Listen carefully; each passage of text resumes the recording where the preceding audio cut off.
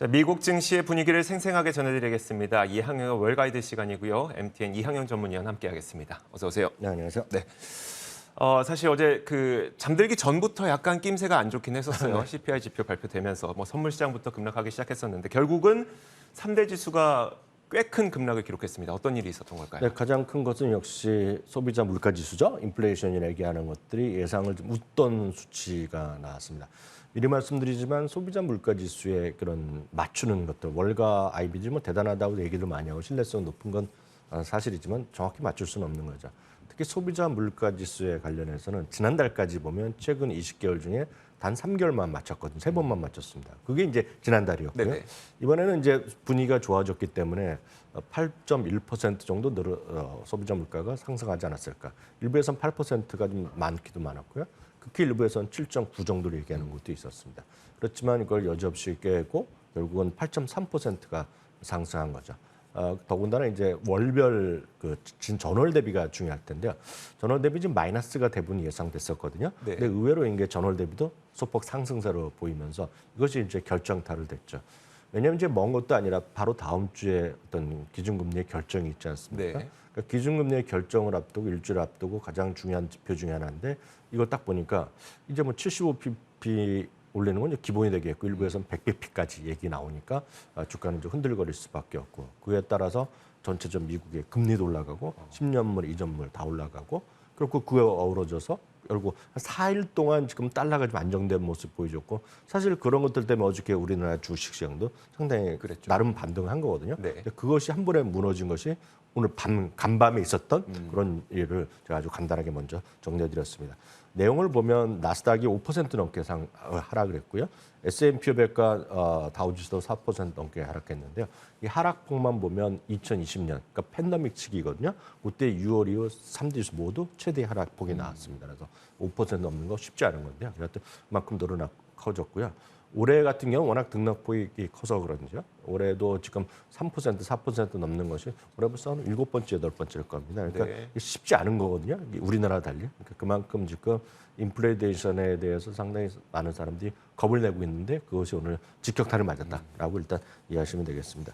11개 섹터가 이제 모두 떨어질 수밖에 없었던 하루가 되겠고요. 특히 기술주, 커뮤니케이션, 임의소비재 여기에 이제 많은 분들이 선호하는 성장주들이 여기 다 몰려 있습니다. 대부분의 경우가 여기 네네. 들어 있거든요. 그러니까 이런 것들이 오늘 전반적으로 크게 떨어진 하루가 되겠습니다.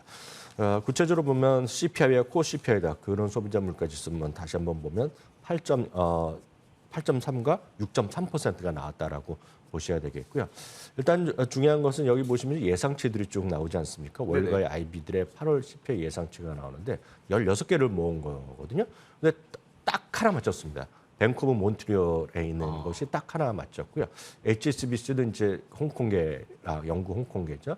주로 이제 영업은 미국과 홍콩, 영국 그리고 캐나다에 있는데 그쪽이 8.2였고요.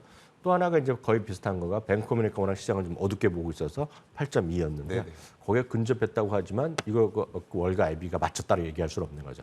한마디로 완전히 월가 IB가 오늘 뭐랄까 체면이 구겨졌다라고 먼저 좀 이해하시면 되겠습니다.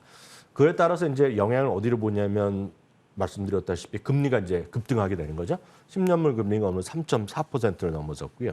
2년물은 3.7을 넘어섰고 그리고 3개월짜리 이런 건 다 급등하는 모습이 되는 것으로 오늘 흐름이 되겠습니다.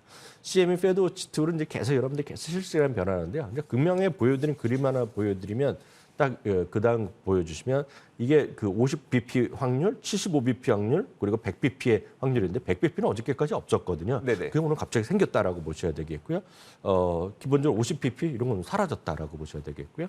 그리고 좀 진한 거가 이제 오늘 바뀐 거거든요. CPI 발표 이후 그만큼 세상이 훅 바뀌고 있다라는 점 이해하시면 되겠습니다. 달러를 말씀드렸다시피 달러는 4일 만에 급반등하는 모습 보여주면서 110포인트 바짝 다가선 모습이 되겠고요. 유가는 이제 약보합 정도에 오늘 움직였습니다. 결국 거의 모든 주식, 정확히 얘기하면 S&P 500 중에서 올라간 거는 6개밖에 없습니다. 물론 오늘 같은 날은 사상체 효과하는 게 약간 이상한 주식이 있긴 있지만 전체적으로 보면 오늘 다 빠진 하루가 되겠습니다. 네, 알겠습니다. 자, 그렇다면 이게 좀 과도하게 빠진 것이냐, 그걸 보기 위해서는 시간 외거래 주가는 어떤지도 한번 보고 싶거든요. 네, 어떨까요? 미리 말씀드리면 시간의 주가는 큰 의미가 없습니다. 시간의 주가도 마찬가지. 많은 분들이 이제 나스닥 선물이라는 거 많이 보고 국내 주시장에서 이제 참고하시려고 그러지만 경험적으로 보면 큰 의미는 없다라고 보셔야 되니까 그냥 참고사항만 보시면 되겠습니다. 거래가 다 되는 것도 아니고요. 먼저 보여드린 건 S&P 500의 시간의 주가 상황인데요. 여전히 뭐 많이 떨어지지는 않지만 여전히 빨간색이 좀 많이 있고요. 하얀색 보이는 것은 거의 거래가 없는 것이 되겠고요. 초록색이 이제 플러스 나고 있는데 전체적으로 보면 이제 빨간색이 아직 조금 많아 보이죠. 네네. 다만 하락폭은 정규장만큼은 아니라고 보셔야 되겠고요. 남은 나스닥 100개의 시간의 상황을 보여드리면 이것도 마찬가지입니다. 거의 대부분이 빨간 흐름을 보이고 있다라고 일단 먼저 좀 이해하시면 되겠습니다. 네, 알겠습니다. 자, 그러면 이제 CPI에 대해서 조금 더 자세하게 한번 이야기를 들어보고 싶어요. 월가에서 어떻게 바라봤었고 누가 맞췄고 누가 못 맞췄는지 봤는데 네네. 세부적으로는 어떤 내용들이 좀 있었을까요? 가장 큰 건 이제 우리가 코어 CPI는 올라갈 거라고 어느 정도 예측했어요. 그보다 더 올라갔기 때문에 문제가 되겠는데요. 일단은 우리가 많이 생각했던 것이 에너지랑 먹거리죠. 에너지랑 먹거리가 조금 안정되면 될 거라고 생각했는데 그거 말고도 문제가 여전히 많은 거죠. 처음 섹터별로 좀 보면 에너지도 여전히 올라갔고 서비스도 올라갔고 식료품, 상품 이런 것들이 꾸준히 좀 올라갔다라고 보셔야 되겠고요. 전체적으로 월스트리트저널 트래커라고 인플레이션 트래커라고 여러분들도 찾아보실 수 있습니다. 그래서 여러분들이 궁금한 거 치면 계속 나옵니다. 그래서 한 달에 한 번씩 업데이트하는데요. 오늘도 업데이트한 화면 한번 준비했습니다. 그 이거는 다음 화면인데. 요거는 섹터별 흐름 되겠고요. 그 다음 그림 지금 보면 이거거든요. 여기 원하신 거를 지금 클릭을 직접 해보시면 다 알 수 있는데요. 지난달과 똑같습니다.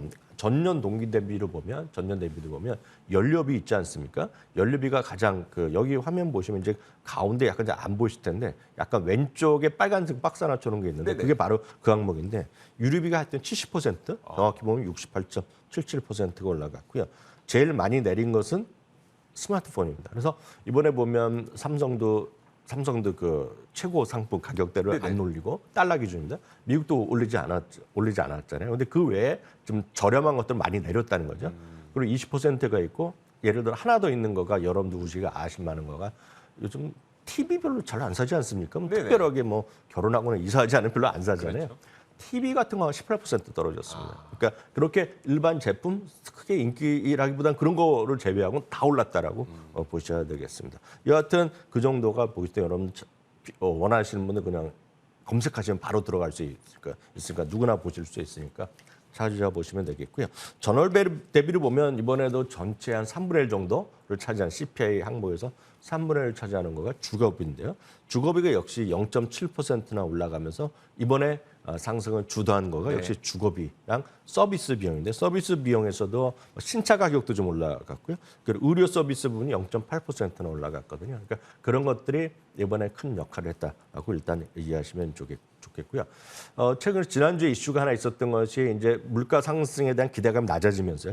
어저께까지 현재로 보면 1년 기대 인플레이션 같은 것이 2.65 정도까지 떨어지면서 거의 2년 만에 처음으로 이제 3% 이하로 내려오기도 했었거든요. 네네. 근데 오늘 보시면 요 전 그림이 하나 있을 것 같은데 1년 2.8% 급등하는 모습 보여드렸고요. 네. 이거를 약간 오른쪽에 보시면 밑에 거 약간 올라간 그림인데 이제 확대한 게 좀 준비가 안 됐는데 이것도 1년 기대 인플레이션이 다시 좀 우상향하기 시작했다라는 점이 오늘 좀 말씀드리고 좀 이해하시면 대략 항목이다 갖고 이해하시면 되겠습니다. 알겠습니다. 이러다 보니까 결국 월가에서도 이런 CPI를 보고 여전히 우린 좋을 거야 이렇게 주장하기는 어려울 것 같아요. 약간 부정적인 의견들도 많이 늘어나고 있을 것 같은데요. 지금 보면 월가도 상당히 당혹스럽겠죠. 네네. 아마 그리고 이제 오늘 또 이미 좀 코멘트가 나오는 것도 있겠고요. 아마 내일이면 상당히 많이 각자의 의견들이 많이 나오거나 수정하거나 업데이트하는 것이 나올 것 같습니다. 월가 시각의 가장 대표적인 몇 분만 먼저 소개해드리면 UBS 아트캐싱입니다. 아트캐싱은 대표적인 이제 플로어에서 트레이딩 위주로 하는 분이 네네. 되겠네요. 뭐 가장 급할 때 가장 우리가 연락하면 얘기할 수 있는 그런 분이라고 보시면 될 것 같습니다. 이 트레이딩에 관련된 거, 그 월가의 흐름에 대해서는 가장 업데이트된 소식을 많이 전해주는 분인데요.